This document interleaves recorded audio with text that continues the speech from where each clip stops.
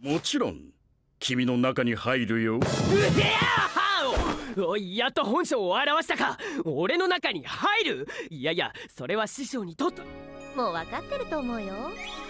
ちゃん初太萌え死ね200年どしま。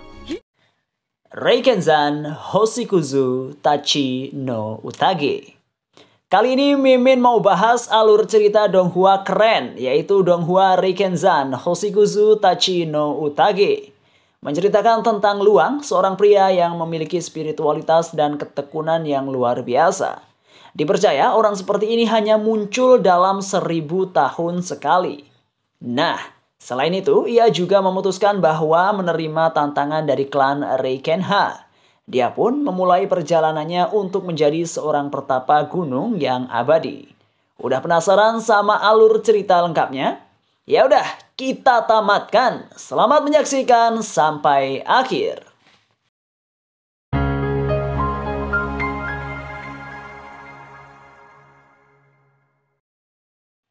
Di suatu ruangan, Imoto meramalkan tentang kehancuran Kyushu dengan pedang Nenken.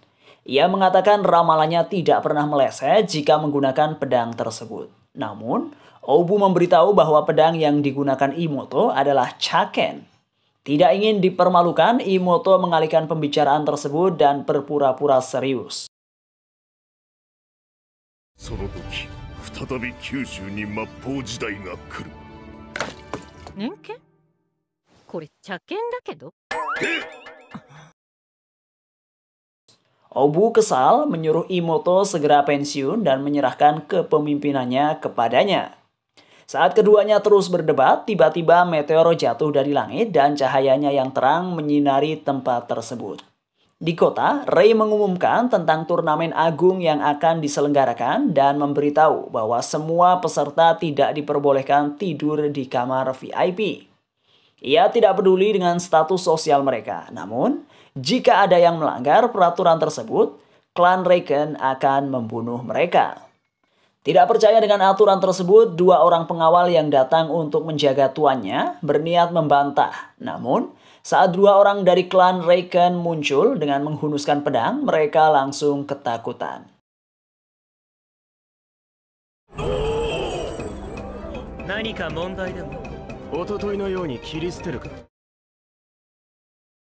Setelah keduanya pergi, Rei menjelaskan bahwa untuk menginap di kamar VIP, mereka harus mendapatkan tiket khusus yang hanya ada satu. Kayunho berniat pergi untuk menemukan tiket tersebut. Namun tiba-tiba Oyuriku muncul memamerkan tiket yang dibawanya. Rei memeriksa tiket tersebut dan mempersilahkan Oyuriku masuk ke kamar VIP. Semua orang yang berkumpul di depan penginapan kecewa dan langsung bubar. Kayunho memperhatikan Oyuriku dan bertanya-tanya bagaimana laki-laki itu mampu menemukan tiket tersebut. Malamnya, Kayunho mendatangi kamar tempat Oyuriku menginap. Ia belum sempat mengetuk, namun Oyuriku sudah merasakan hawa keberadaannya lebih dulu. Kayunho memberitahu dirinya datang ingin mengetahui cara Oyuriku mendapatkan tiket tersebut. Oyuriku mengatakan jika Kayunho bersedia menjadi pelayannya seharian penuh besok, dirinya akan memberitahu. Kayunho setuju dengan kesepakatan tersebut, namun tiba-tiba Oyuriku malah membuka pintu dan langsung mengundangnya masuk. Ia bercerita saat tiba di kota, dirinya melihat seorang kakek yang mencoba berbicara kepada orang-orang, tetapi tidak ada satupun yang mempedulikannya. Merasa kasihan, Oyuriku pun menghampiri kakek tersebut dan memberinya minum. Kayunho mengatakan dirinya juga memberikan minum untuk kakek itu, namun tidak mendapatkan tiket khusus. Oyuriku melanjutkan ceritanya, di mana dirinya membantu kakek merayu mbak-mbak cantik penjual bakpao. Ia mendatangi warung bakpao mbak tersebut dan berpura-pura membelinya. Saat melihat kakek, si mbak cantik menyadari kakek itu ternyata mirip dengan kakeknya yang sudah meninggal. Mbak tersebut pun langsung memberi perhatian yang membuat kakek gembira. 恥ずかしくてナンパできないって言うから買い物にかこつけて連れてったらなんとまだ満足していないようなので天津屋のお姉ちゃんをナンパした。ナンパ? Setelah itu kakek akhirnya memberikan tiket khusus tersebut kepada Oyuriku. Keesokan harinya saat Auriku dan Kayunho keluar dari penginapan, mereka melihat Rei yang sedang menjual lobak. Ochu kemudian datang menemui Auriku memberitahu bahwa semua barang bawaan mereka dirampok. Auriku membuat kesepakatan dengan Rei jika dirinya bisa menjual 100 lobak yang dijual dengan harga mahal tersebut. Rei harus menyediakan makanan untuk mereka hingga turnamen agung diadakan. Di kota, Ochu menyamar, mencoba mengarang cerita tentang lobak emas yang disebutnya sebagai benda sihir agar orang-orang tertarik membelinya. Auriku kemudian muncul, memberitahu bahwa dengan memakan lobak tersebut, seseorang dapat meningkatkan Reikon dan akan terpilih sebagai murid klan Reiken pada turnamen agung. Mendengar hal tersebut, orang-orang pun langsung menyerbu dan berebut membeli lobak tersebut. Di penginapan, Rei menyajikan makanan untuk mereka dan memberi kantung berisi kunci serta 1 koin emas sebagai imbalan tambahan. Ochu menduga itu adalah kunci kamar Rei yang berniat membayar jasa Auriku dengan tubuhnya. Auriku kesal dengan pikiran Ochu yang sesat dan mesum.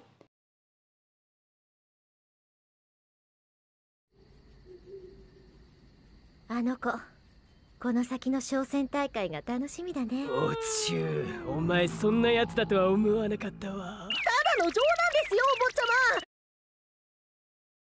Keesokan harinya, semua peserta turnamen agung berkumpul di depan jembatan. 2 anggota klan Reiken muncul, menjelaskan bahwa pada ujian pertama, mereka harus melewati jembatan dan hanya peserta berusia di bawah 12 tahun yang bisa melaluinya tanpa tersetrum. Auriku mengajak Ochu berjalan melewati jembatan tersebut dan berpapasan dengan Kayunho yang menawari mereka untuk berangkat bersama. Ketiganya kemudian bertemu dengan peserta lain yang tak sengaja ditabrak oleh Ochu. Ochu terkejut dengan wajah tua peserta tersebut dan tidak percaya bahwa laki-laki itu berusia 12 tahun. Peserta itu menuntut Ochu memberikan benda berharga yang dimilikinya. Namun saat melihat Auriku, laki-laki tersebut langsung kabur ketakutan.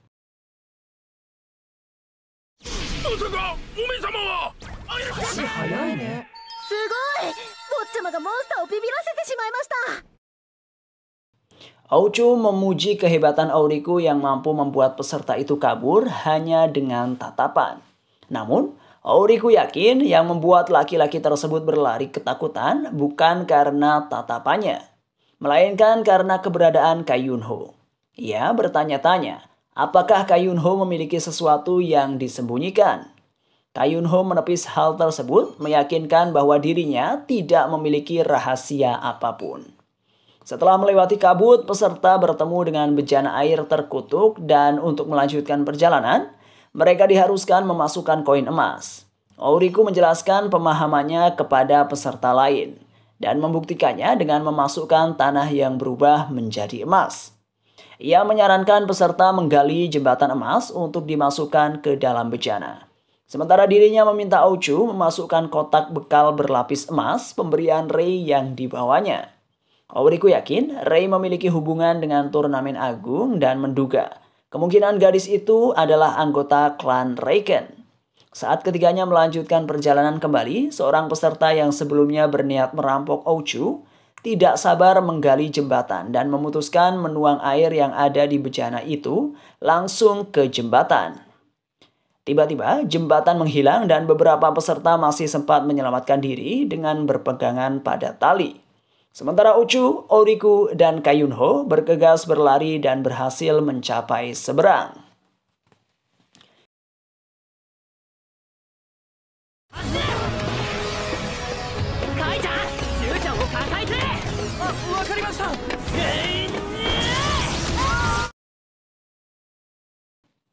Setelah melewati labirin, memasukkan air yang mereka dapatkan dari bejana, Ochu, Auriku, dan Kayunho akhirnya tiba di desa dan disambut dengan penuh sukacita oleh semua orang yang ada di sana. Ketiganya juga disuguhi makanan lezat karena berhasil mendapat poin tinggi. Sementara peserta lain yang berhasil sampai namun gagal membawa air, hanya diberi tahu hambar. Shakoushi, Unkoushi, dan Rikoushi kesal dan menuntut Auriku memberi mereka makanan. Ketiganya berniat menyerang, tetapi saat Auriku berteriak, Beberapa orang dengan pakaian serba hitam tiba-tiba muncul dan menghajar ketiganya hingga babak belur. Malamnya, Auriku memberitahu saat mereka tiba di desa, seseorang memberitahunya untuk tidak membuat keributan dan jika ada masalah, dirinya hanya perlu berteriak. Kayunho penasaran hubungan desa tersebut dengan turnamen dan ia juga tidak tahu kapan ujian selanjutnya akan dimulai. Auriku kemudian mengungkapkan bahwa ujian tahap selanjutnya sudah dimulai. Keesokan harinya, Auriku mengajak Kayunho berjalan keliling desa dan memberitahu ujian selanjutnya yang harus mereka lakukan adalah keluar dari desa tersebut. Mereka berpapasan dengan Bunho yang diganggu oleh Shakoshi, Unkoshi, dan Rikoshi. Auriku langsung berteriak dan para prajurit hitam kembali datang memberi ketiganya pelajaran. こうやってプラプラ歩いてるとイベントが起きるかもね。こんなクソてめえオイラたちと手を組みたいな。暴れてるよ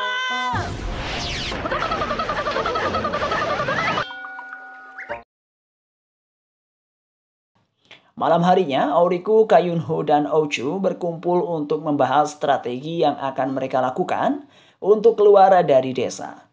Keesokan paginya, Bunho tiba-tiba datang memberitahu tentang pertengkaran Nenek Ryo dan istri kepala desa. Auriku mengungkapkan Nenek Ryo adalah wanita yang menggoda kepala desa.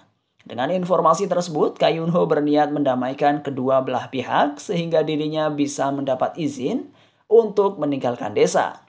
Setelah mendekati Nenek Ryo, Kayunho akhirnya berhasil membuat nenek melupakan kepala desa dan fokus pada Bunho yang memiliki wajah mirip cucunya. Sementara kepala desa bersama istrinya juga berbaikan dan memulai kehidupan rumah tangganya yang kembali damai. Malam harinya, Kayunho mendatangi Auriku memberitahu bahwa misinya hampir selesai dan dirinya akan segera meninggalkan desa. Ia menyebut tentang Ouchu dan menduga kemungkinan gadis itu akan berkhianat. Kayunho menunjukkan kantung emas yang ditemukan Bunho dan memberitahu kantung tersebut dijatuhkan Ouchu saat berjalan. Keesokan harinya, Kayunho pergi meninggalkan desa dan menjadi peserta pertama yang lulus dalam ujian. Para peserta yang lain juga sudah mulai bergerak dengan rencana masing-masing. Begitu juga dengan Bunho serta Ouchu yang hampir menyelesaikan misinya. Sementara Auriku menjadi satu-satunya peserta yang masih belum menunjukkan tanda-tanda pergerakan. Saat Auriku sedang membaca di ruangannya, Ouchu muncul memberitahu bahwa misinya hampir selesai. Auriku menyarankan Ouchu untuk segera menyelesaikannya dan pergi dari desa. Ia menunjukkan kantung koin emas yang diberikan Kayunho, dan saat Ouchu menyadari bahwa dirinya tertangkap basah, ia memutuskan mengambil kantong tersebut dan melesat pergi.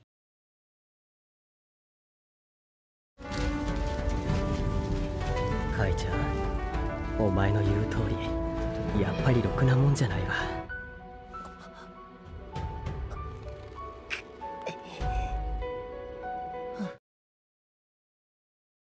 Auriku merenungkan kata-kata Kai dan menyadari bahwa Ouchu masih tidak tahu harus memihak siapa, meski sudah 7 tahun melayaninya.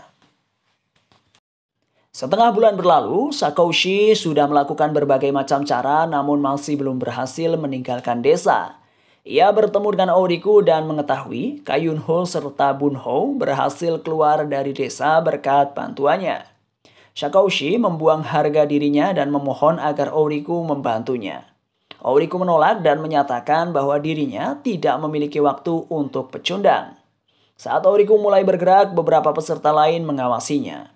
Mereka bertanya-tanya mengapa Auriku membantu Nenek Kou mengambil air mengingat wanita tersebut tidak ada di buku misi dan hanya penduduk biasa.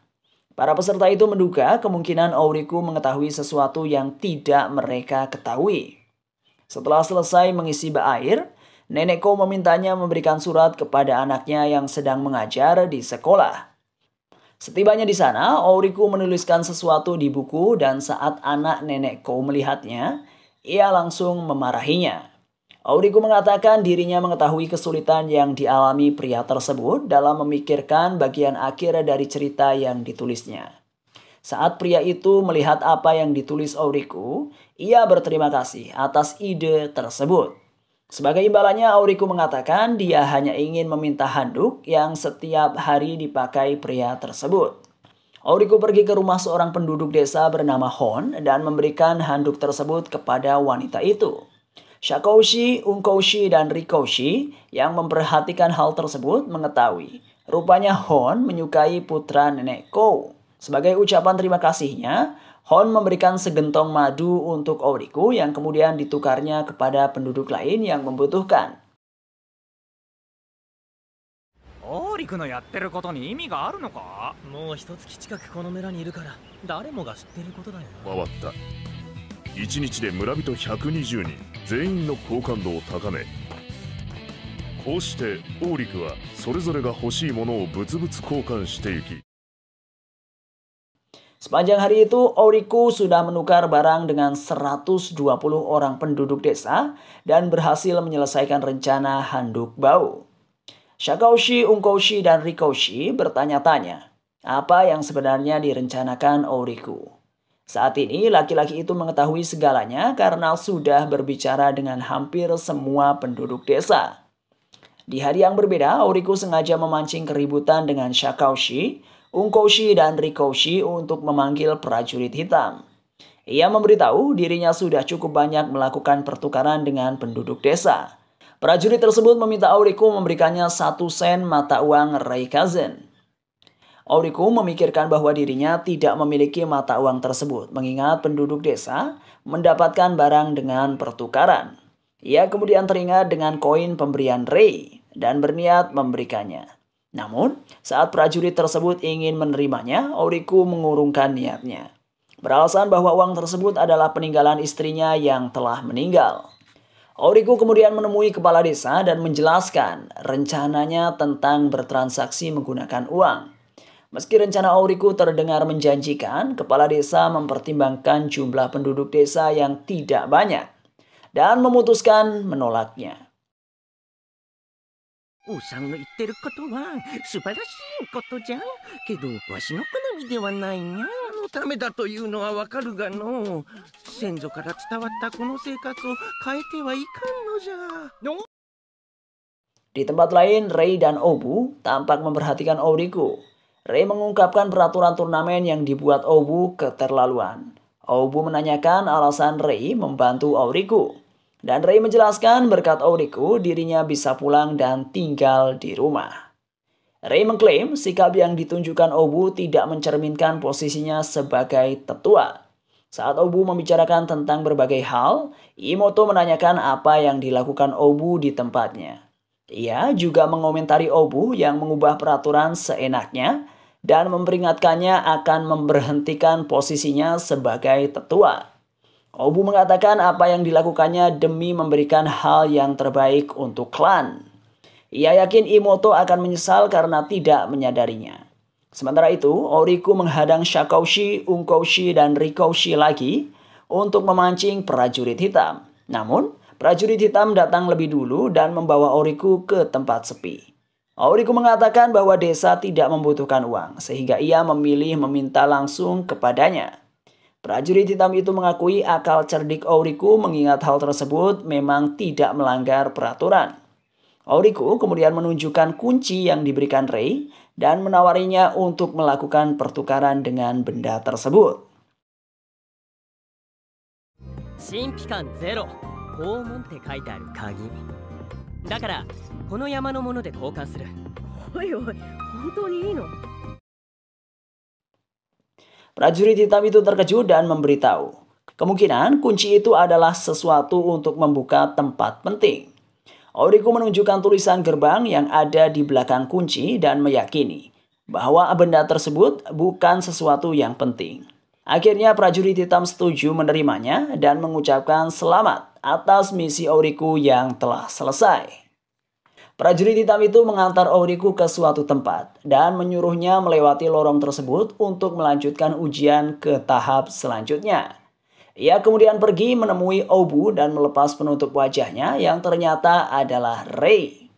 Obu menanyakan tentang kunci yang diberikan Auriku. Rei mengungkapkan benda itu adalah imbalan yang diberikannya kepada Auriku saat menjual lobak. Obu terkejut mengetahui Rei memberikan benda berharga kepada Auriku. Namun, Rei tidak mempermasalahkannya karena kunci tersebut kembali lagi kepadanya.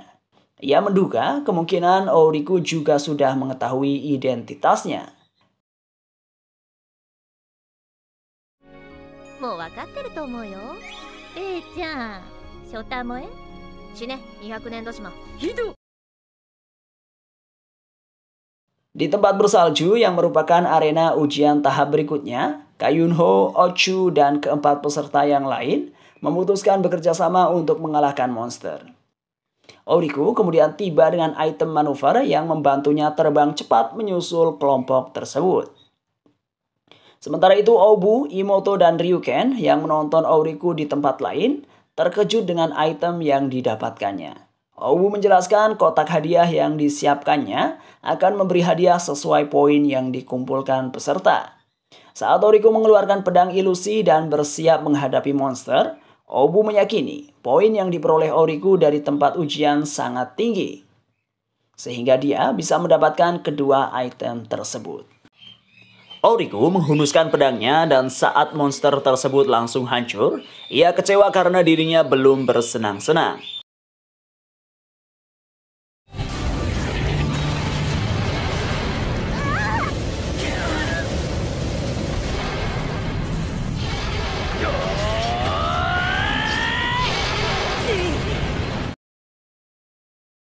Tiba-tiba salju yang menyelimuti area tersebut menghilang, digantikan daratan hijau hangat yang disinari cahaya matahari.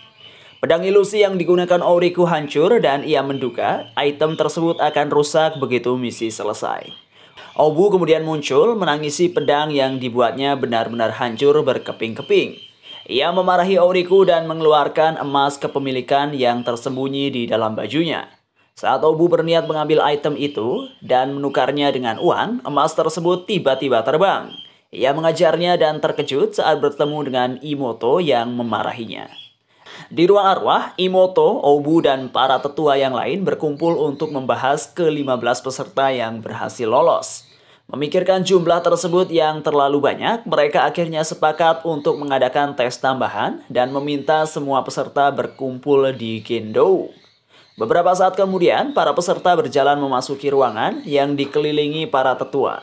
Mereka dijelaskan bahwa tes tambahan tersebut adalah menggunakan sistem eliminasi dan hanya 3 peserta saja yang akan diluluskan masuk ke klan. Shushin maju lebih dulu ke tengah arena untuk dinilai kemampuannya oleh para tetua dan disusul para peserta lain. Saat Auriku yang menjadi peserta terakhir yang maju, para tetua terkejut dengan aura langit legendaris yang dikeluarkannya.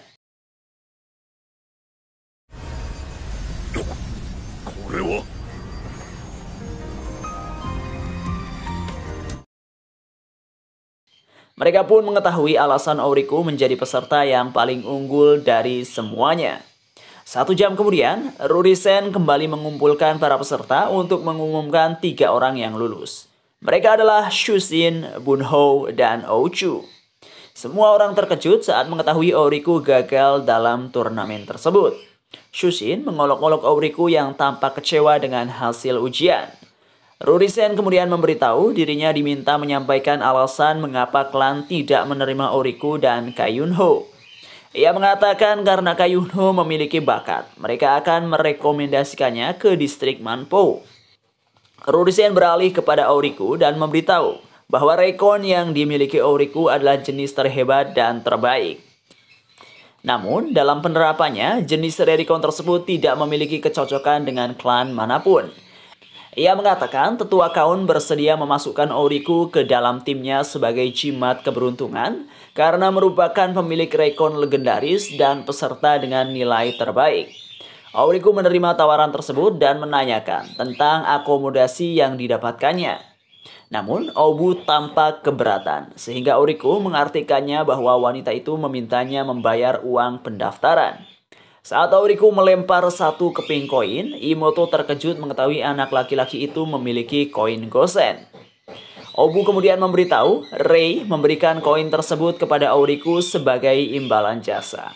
Imoto mengatakan Koin gosen adalah koin peninggalan leluhur mereka, sehingga Auriku diperbolehkan meminta satu permintaan. Namun, semua permintaan yang diajukan Auriku terlalu tinggi sehingga Imoto tidak bisa mengabulkannya. いつかそんなすごいもの練れたらあげるわ。あと5000年ぐらいかな。じゃあ霊剣派の家元になる。それはあっちのセリフ。もっと現実的なやつを家元。 Akhirnya, ketika Shushin, Bunho, dan Ochu ditugaskan menjadi pengawas gerbang, Kayunho pergi ke distrik Manpo untuk melakukan misi. Dan peserta yang gagal belajar di sekte-sekte kecil di sekitar Gunung Reiken, sementara Auriku dibiarkan hidup di alam bebas seperti orang terbuang.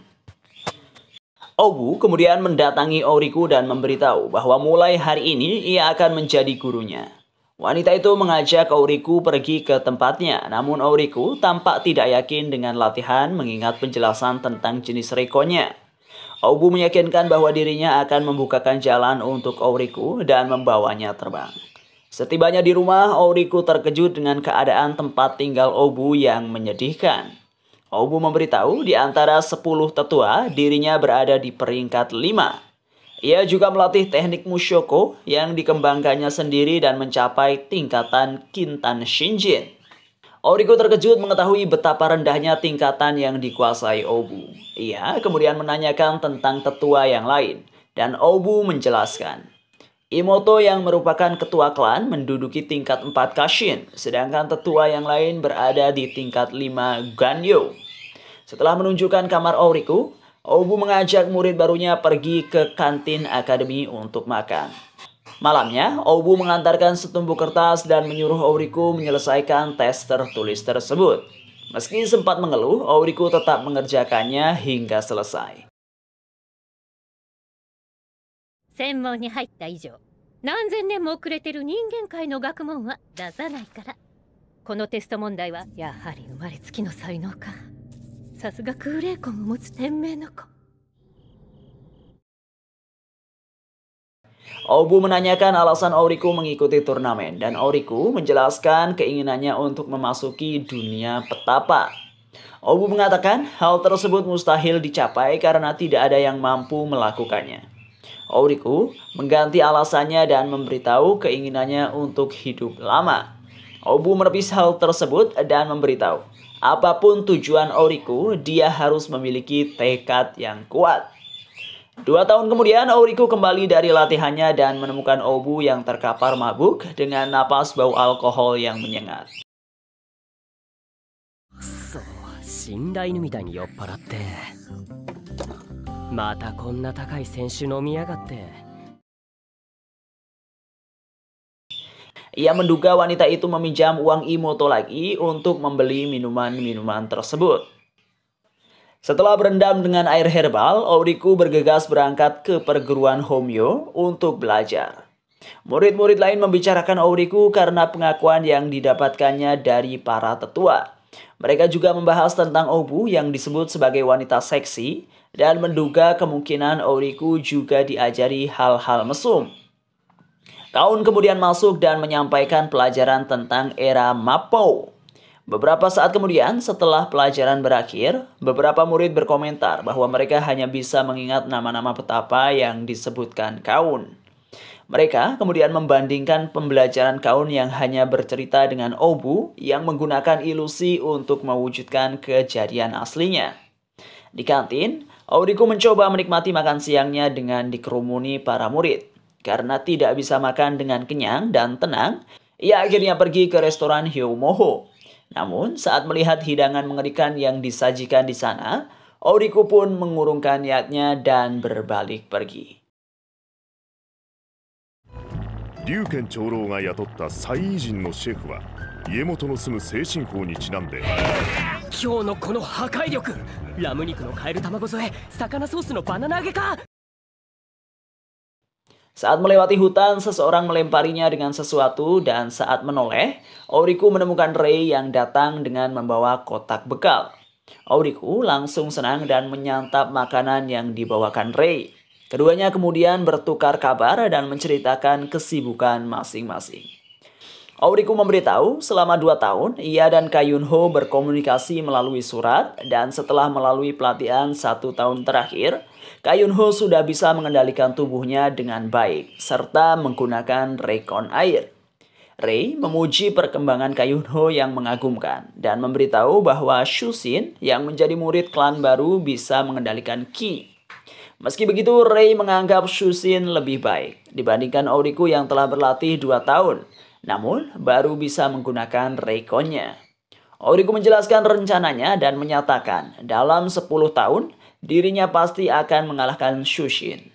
Rei kemudian mengajak Auriku pergi ke suatu tempat dan mengajarinya teknik naga.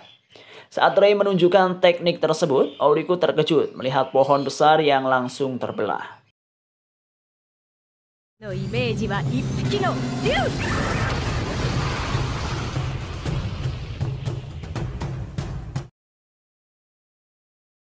Auriku memohon agar Rei mengajarinya cara mengatur aliran Ki terlebih dahulu dan berjanji akan membawakannya bahan makanan lezat dari gunung lagi. Setelah mengikuti gerakan-gerakan aneh yang diajarkan Rei, Auriku mulai bisa merasakan Ki yang mengalir di tubuhnya. Ia mencoba menembakkan serangan dan berhasil menghancurkan sebuah pohon. 全部絞り出されるみたい。すげえ。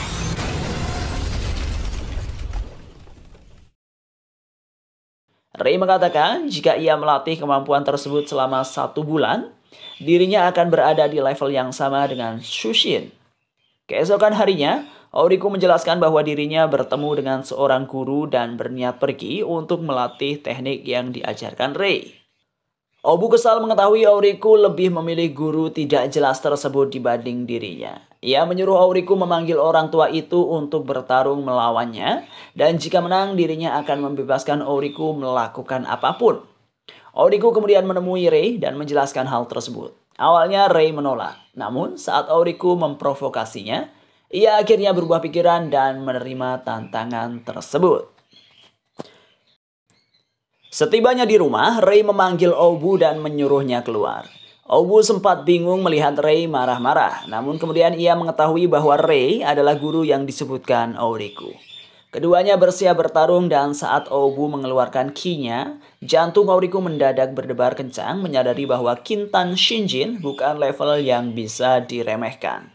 Namun, saat Rei maju menyerang, Obu langsung ambruk dan dikalahkan dalam sekejap.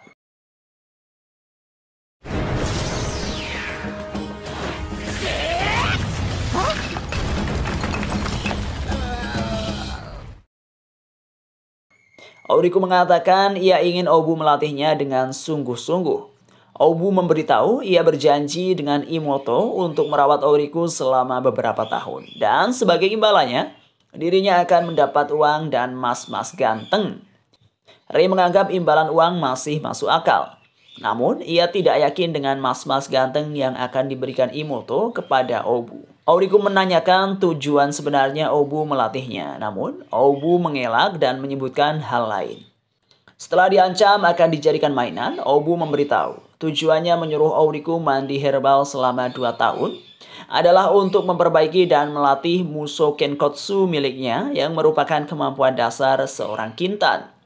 Auriku memahami penjelasan tersebut dan bertanya beberapa kali lagi mandi herbal yang harus dilakukannya agar bisa memulai latihan Musou Kenkotsu. Obu memberitahu Auriku masih harus mandi sebanyak 345.679 kali lagi. Sementara itu Kayunho merenungkan pelatihannya yang berjalan lancar dan berniat pergi ke gunung dalam waktu dekat. Ia berharap bisa bertemu dengan Auriku di pintu masuk Gunung Reiken. Di kamar mandi, Auriku berendam dalam air herbal, sedangkan Rei dan Obu menunggu di luar. Obu meratapi persediaan alkoholnya yang bisa diminum hingga setengah tahun. Namun, harus digunakan untuk membuat herbal super. Beberapa saat kemudian setelah Auriku keluar dari kamar mandi, Rin mengatakan pada latihan berikutnya, Auriku akan lebih mudah mengeluarkan Ki. Sehingga latihan selanjutnya tidak akan sesulit sebelumnya. Obu memperhatikan tatapan menuduh Auriku dan membela diri dengan mengatakan, tanpa mandi herbal selama 2 tahun yang dilakukannya, mandi herbal super tersebut tidak akan membuat tubuhnya menjadi seperti sekarang. それこそスーパー薬風呂の効能さね。2年間の積み重ねがなきゃ1回のスーパー薬風呂でこんなに変わるもんか。Obu kemudian menjelaskan Musoko adalah metode terbaik yang dimilikinya dan sudah melewati perbaikan bertahun-tahun, Muso Kengichi. Ia menyuruh Auriku melupakan bentuk yang ada dan menyarankannya mengubah metode tersebut sesuai dengan keinginannya sehingga bisa digunakan dalam segala keadaan. 3 hari kemudian, Obu telah memulai latihan Muso Kenkotsu dan mengomentari kemajuan Auriku yang cukup baik. Ia yakin jika berhasil menguasainya, Auriku akan mengetahui keajaiban yang terjadi pada tubuhnya. Auriku ambruk kelelahan dan merenungkan metode yang diajarkan Obu tidak memiliki banyak gerakan seperti teknik naga yang diajarkan Rei. Namun, seluruh tubuhnya terasa kesakitan. Obu menyuruh Auriku bangun dan memberitahu bahwa yang diajarkannya baru tahap awal dari Muso Konketsu.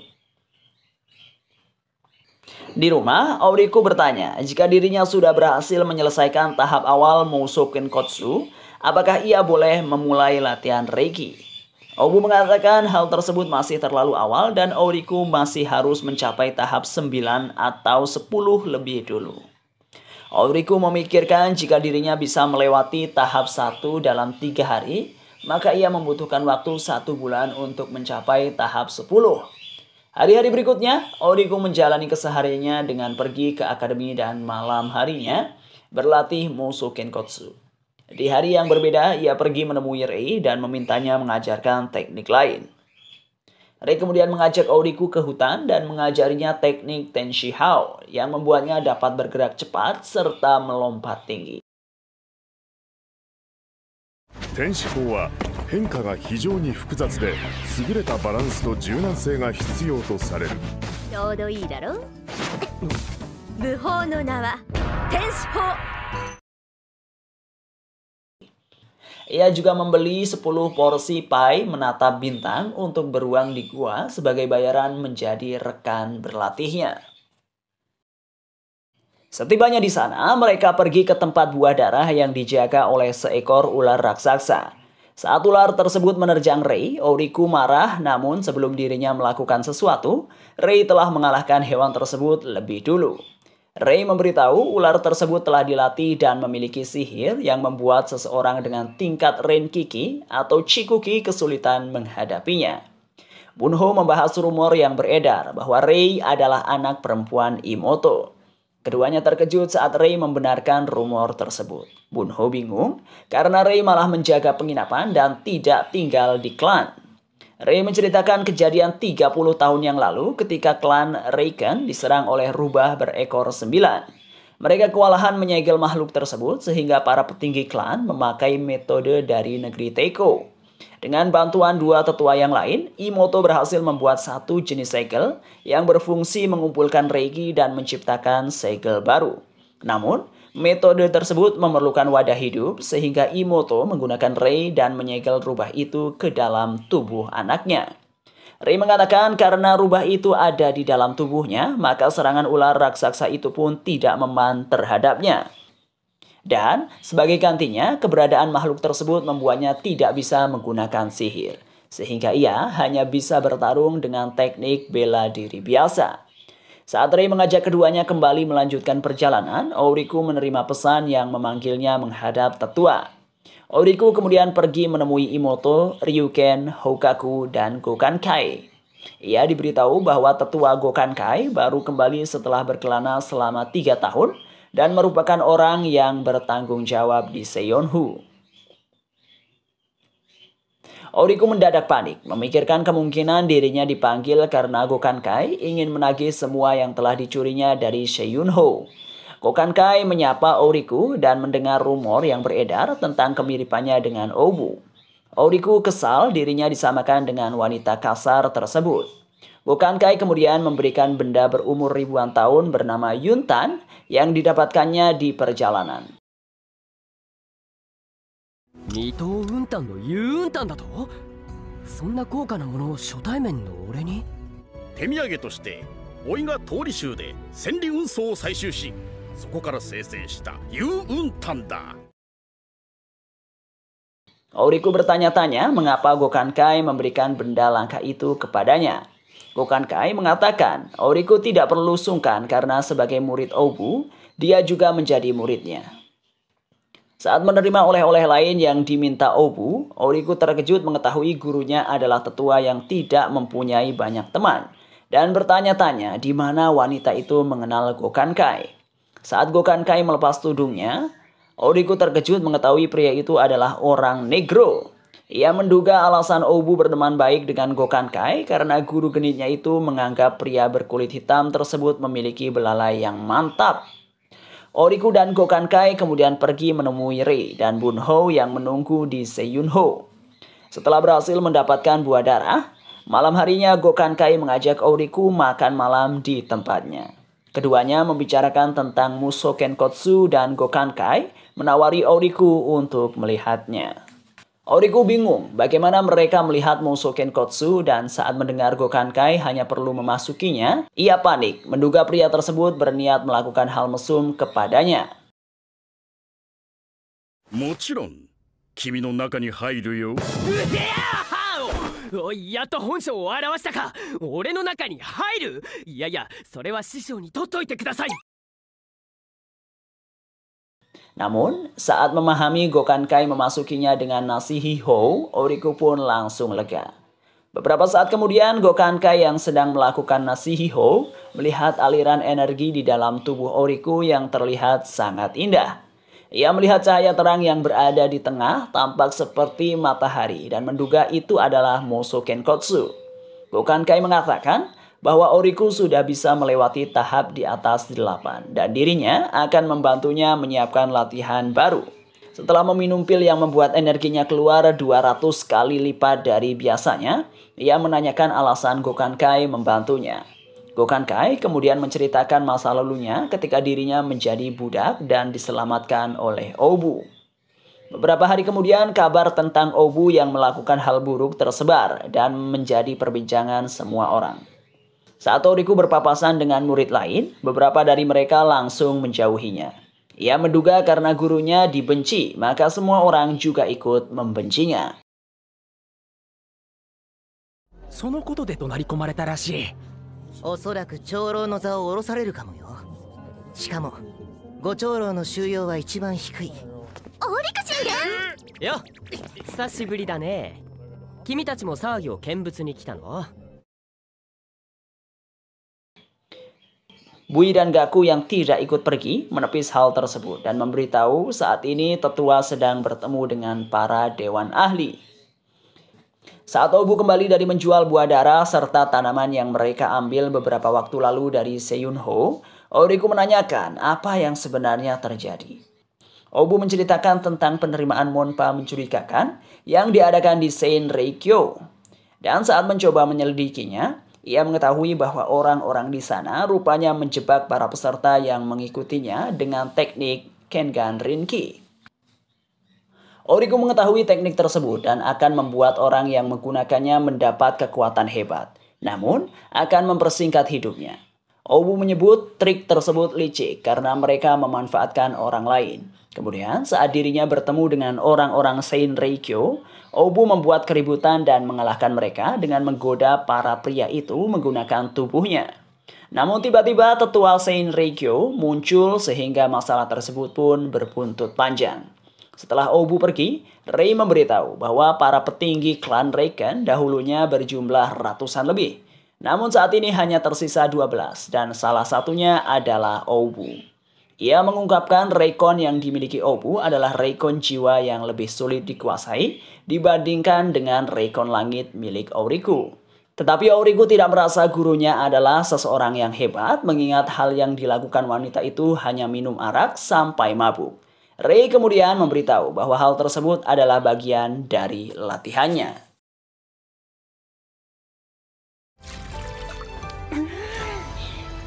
Genkotsuで決着つけるさね。バカ高い霊酒を飲んでどこが節約なんだよ。それは気を養うための霊酒だよ。 Di pertemuan para tetua, si Hoshinjin menerima dokumen yang membuatnya semakin kesal dengan Obu. Ia mengingat semua jerih payah yang dilakukannya dengan memanipulasi guru untuk merekrut orang-orang desa sehingga dirinya bisa memanfaatkan mereka dengan teknik Kengan Rinki dan mendapatkan kekuatan. Tidak ingin hal kotor yang dilakukannya diketahui orang-orang, si Ho Shinjin bersikeras menolak dan menyebut bahwa hal yang dituliskan Obu dalam dokumen tersebut adalah karangan belaka. Namun, Imoto membalikan hal tersebut dan menyatakan bahwa apa yang disebutkan si Ho Shinjin bisa juga hanya karangan. Imoto memberitahu dirinya percaya pada Obu, begitu juga dengan para tetua lain. Shichi membenarkan pernyataan tersebut, begitu juga dengan Kaun yang mengatakan meski Obu memiliki sikap kurang baik, namun dia adalah orang yang dapat dipercaya. Si Ho Shinjin kesal dan menyebut mereka berniat menipu Dewan Perwakilan demi Obu. Imoto menyatakan Dewan Perwakilan tidak akan menyerang klan Reiken hanya demi si Ho Shinjin. Obu kemudian muncul, berterima kasih kepada para tetua yang telah mempercayainya. Ia menyatakan bahwa masalah itu adalah urusan mereka dan dirinya menantang si Ho Shinjin untuk berduel 1 lawan 1 dengannya. Obu mengatakan siapapun yang menang akan mendapatkan segalanya dan yang kalah juga akan kehilangan segalanya. Si Ho Shinjin menerima tantangan tersebut dan mengeluarkan pedang Kouzanken yang merupakan senjata keramat. Mengetahui harga mahal dari pedang tersebut, Obu mendadak bersemangat untuk mengalahkan si Ho Shinjin. Imoto memindahkan semua orang yang ada di sana ke arena langit dengan kekuatannya. Si Ho Shinjin terkejut dan menduga Imoto berada di level Gatai Shushin. Imoto menjelaskan arena itu adalah tempat khusus klan Reiken dan dirinya hanya meminjam reiki yang mengalir di gunung untuk memindahkan semua orang. Para murid yang mengetahui pertarungan tersebut langsung berkumpul untuk menonton. Si Ho Shinjin menyatakan jika dirinya kalah ia akan menerima semua yang tertulis di dokumen dan mengakui semua kesalahannya. Namun, jika dirinya menang, ia ingin Obu ikut bersamanya ke Dewan Ahli dan menjadi tangan kanannya. Obu tidak mempedulikan hal tersebut dan menyatakan jika dirinya menang, ia akan menuntut si Ho Shinjin menyerahkan semua harta yang dimilikinya. Saat si Ho Shinjin selesai mengucapkan Shinmai Daishe, ia bingung melihat Obu yang menghilang. Setelah kembali, Obu meminta maaf dan menjelaskan bahwa dirinya pergi menemui Oriku sebentar untuk menyuruhnya mengadakan taruhan atas pertandingan mereka. Si Ho Shinjin kesal dengan kelakuan Obu dan mengubah arena langit menjadi tanah agar dirinya lebih mudah melancarkan jurus. Ia menciptakan tanah runcing yang bergerak menyerang Obu. Semua orang terkejut saat melihat Obu mampu berdiri di atas permukaan tajam tersebut tanpa kesulitan.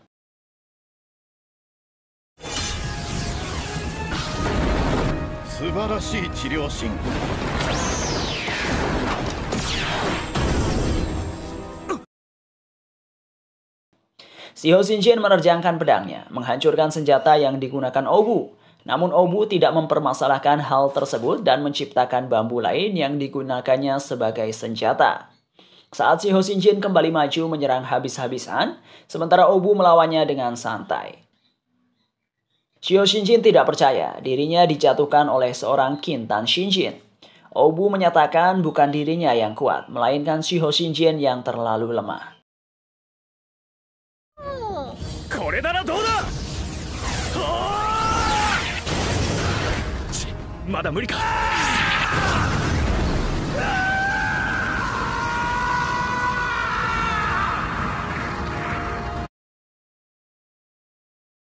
Ia memperingatkan si Ho Shinjin tidak main-main dengan klan Reiken dan menegaskan bahwa para tetua klan memiliki kekuatan yang jauh lebih besar daripada si Ho Shinjin. Tidak ingin mengakui kelemahannya, si Ho Shinjin beralasan bahwa dirinya terlalu sibuk melakukan penelitian sehingga sudah lama tidak mengasah kemampuannya. Obu menyebutkan semua hal yang dilakukan si Ho Shinjin menggunakan teknik Kengan Rinki dan mengklaimnya telah melakukan tindakan yang sangat buruk. Si Ho Shinjin akhirnya mengakui kekalahannya dan menyerahkan pedang miliknya kepada Obu. Ia kemudian pergi dan di perjalanan bertemu dengan Kou Shoudo yang marah atas kekalahannya. Kou Shoudo menggunakan kekuatannya dan mengubah si Ho Shinjin menjadi keledai. Beberapa hari kemudian, Imoto menerima surat dari Dewan Ahli Kou Shoudo. Ia berniat mengadakan pelatihan atribut kepada semua murid yang ada di klan untuk menjadikan mereka bibit unggul di Kyushu. Di desa, 2 orang dari Dewan Ahli melihat Auriku yang pergi ke hutan utara dan memutuskan mengikutinya. Mereka kehilangan jejak Auriku saat seekor bau Getsuko melompat menyetrum keduanya. Auriku kemudian muncul dan kedua pria tersebut langsung menyerangnya. Setelah menerjangkan beberapa kali serangan, Auriku mengalahkan mereka dan melanjutkan perjalanannya menemui Kayunho.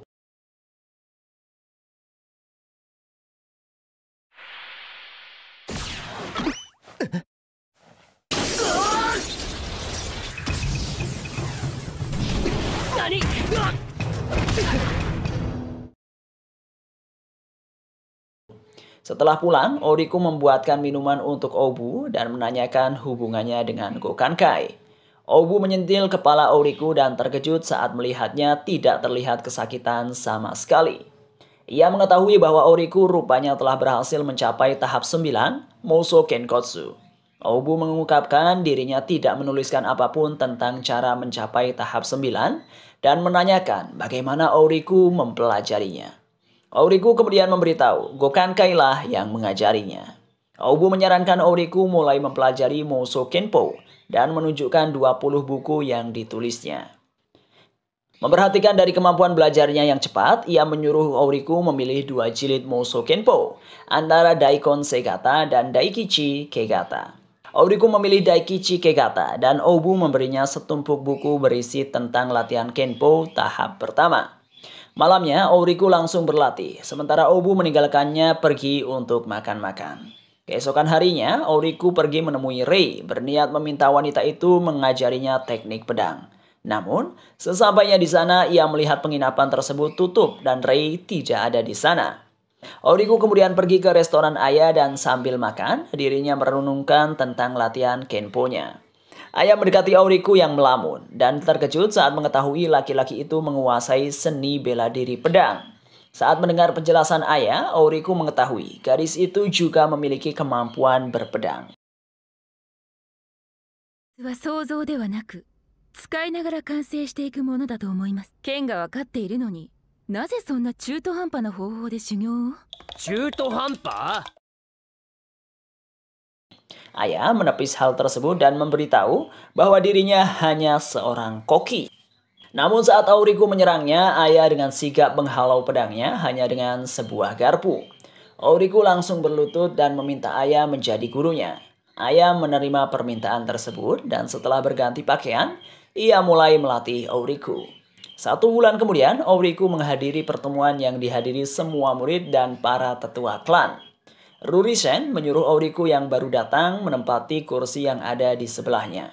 Para tetua mengumumkan tentang pelatihan atribut yang bertujuan untuk membuat mereka bertambah kuat. Di rumah, Obu memperingatkan Auriku bahwa pelatihan tersebut bukan main-main. Auriku meminta Obu memberinya uang saku dari penjualan pedang Shiho Shinjin.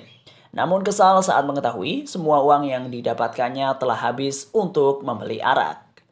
Obu kemudian memberikan pedang Kouzan Ken, dan saat Auriku menyentuhnya, ia bertemu dengan roh pedang tersebut yang bernama Ranshu.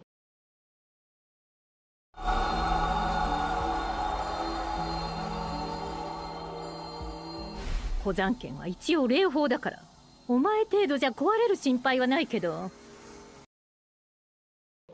Obu meminta izin kepada Ranshu bahwa muridnya akan meminjam kekuatan pedang Kouzan Ken. Keesokan harinya, ribuan murid klan Reiken berangkat menuju provinsi Shoken tempat pelatihan atribut akan diadakan selama 1 tahun.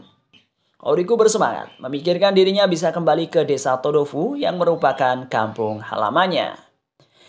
Nah, setelah menonton anime ini ceritanya seru, tapi tetap bikin ngakak gara-gara animasinya yang lucu dan dialognya yang bikin geleng-geleng. Pokoknya setiap episodenya sama sekali nggak ngebosenin. Meski ternyata Mimin udah menduga kalau endingnya bakalan menggantung. Oke lah, itu aja pembahasannya. Cukup sekian video kali ini. Terima kasih sudah menonton sampai akhir. Jangan lupa like, komen, dan subscribe kalau belum. Dan sampai jumpa di konten berikutnya. Ciao!